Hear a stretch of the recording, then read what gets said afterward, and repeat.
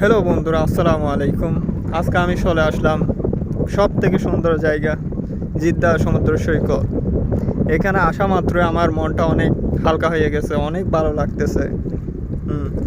আসলে আমার মনে যত কষ্ট ছিল সব এক নিমিষেই শেষ হয়ে গেছে এই সমুদ্র দেখার মাত্রই।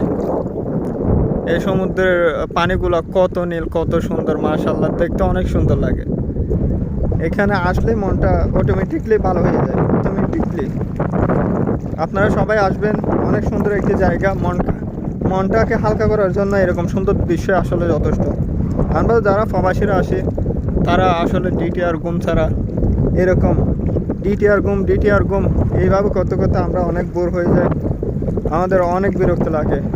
এই বিরক্তকর সময় থেকে মুক্ত হওয়ার জন্য মাঝে মধ্যে এরকম জায়গাতে, এরকম সাগর পাড়ে আসলে মনটা অনেক হালকা হয়ে যাবে, অনেক ভালো লাগবে। এই